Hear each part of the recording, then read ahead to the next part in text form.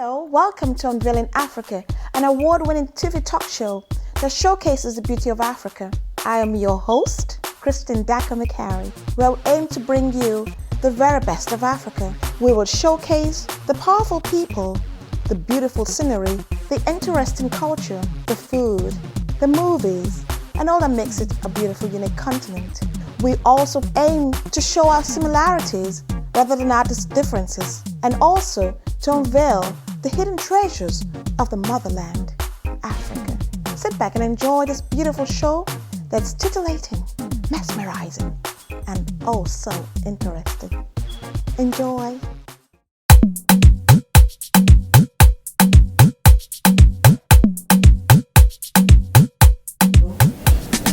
I'm so glad to be in your presence. Nice to meet you. Good to see you and welcome to my office. Thank you.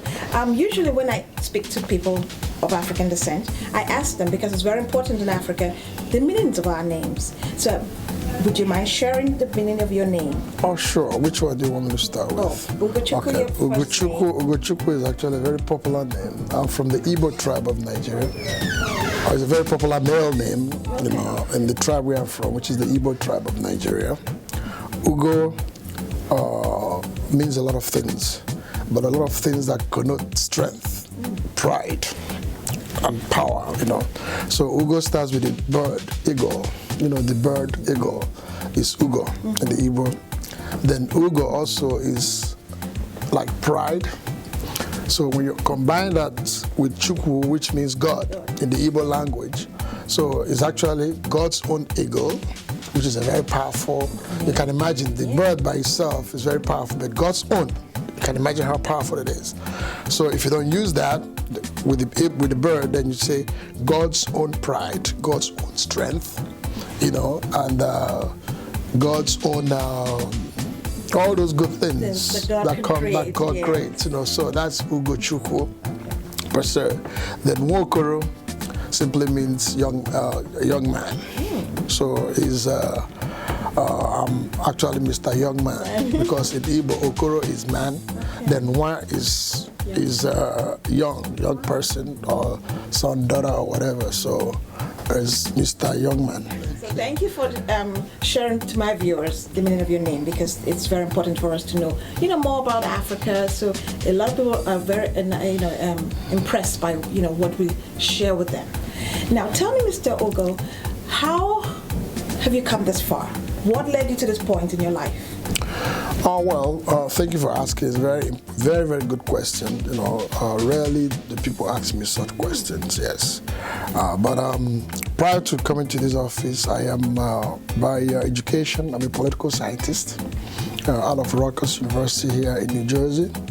So all through, after my education at Rutgers, I had wanted to participate in the politics of Nigeria, which I did, I started by activism, writing all kinds of articles against the ills of the society in Nigeria, against corruption, against the bad governance that our people get in Nigeria. So I was doing that. I would write articles here and there and all those things. And then I would consult and give advice, whether it was solicited for or not, the government and all that. So, and some of them I found that I would give them sound advice and they wouldn't use it for anything. So it became very frustrating participating in the Nigerian politics, especially when you have something good, when you have good conscience, you have a lot to offer, but they are not taking it. So after some time, I said, okay, I am just going to leave Nigeria alone and try to see how we can galvanize Africans here, especially those that are interested in running for elective offices and all that, so that we'll kind of like secure where we are, like the Igbos say, Ebonyi Bikona Wachi, where you live, you defend. Yeah. So we decided to do that here in Newark.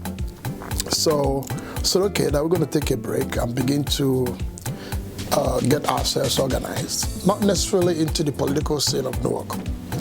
So we started doing that, and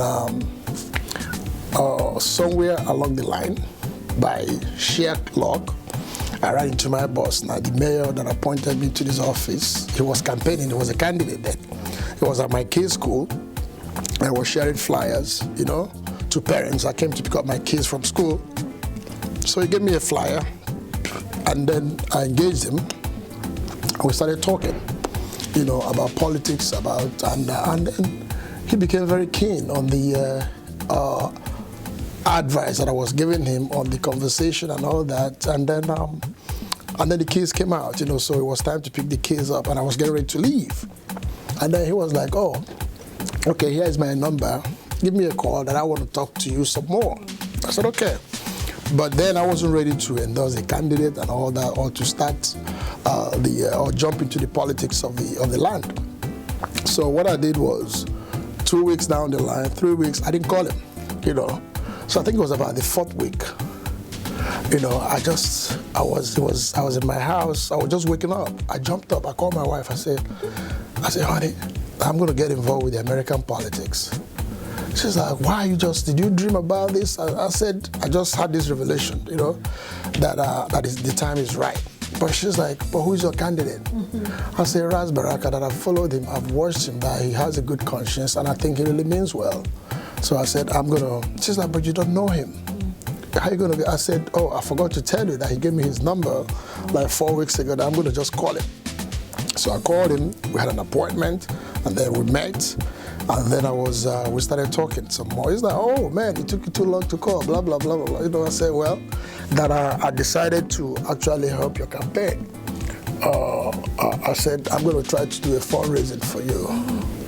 But he wasn't like thrilled by it. I'm like, this politician that is not thrilled that somebody want to do fundraising. He's like, "No, Ugo, that's not what I want from you." I said, "Oh, politician, doesn't want money from me." That's all right. I said, "Okay, but what do you want from me?" He's like, "Ugo, I think you're a leader. I think what I want from you is to help organize your people, the Africans, to get involved." I'm like, that is a tall order. I said, "Look, that you're asking me something that I don't even know, that is almost an impossibility, because that I am an Igbo person. It's hard to gather all the Igbos together,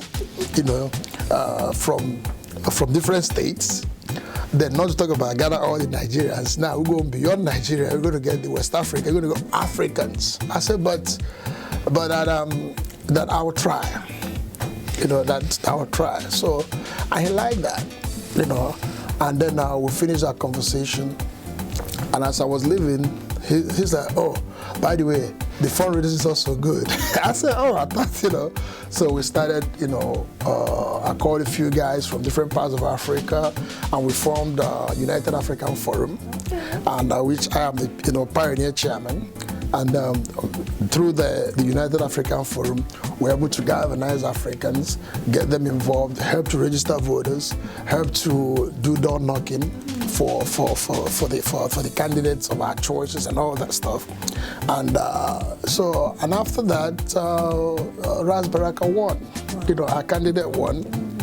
And then when he won, he liked what we did. So he appointed me as a member of his transition committee, but then asked me to appoint some other Africans, 2 other Africans. So I appointed 2 other Africans, and then actually to nominate 2 other Africans. So I nominated those 2, and he appointed them. But along the line, because of the goodwill he had coming in, a lot of people wanted to be members of the transition committee. So he turned around and told me that Ugo will only take 1 person so that we can accommodate people from the other ethnic groups and the other demographics. So, and we did that, and a gentleman was, 1 person was appointed from the African community plus myself. So that's how the Africans, I believe for the first time, were like members of the transition committee. And then after that, before he was sworn in, he then appointed me as Deputy Mayor.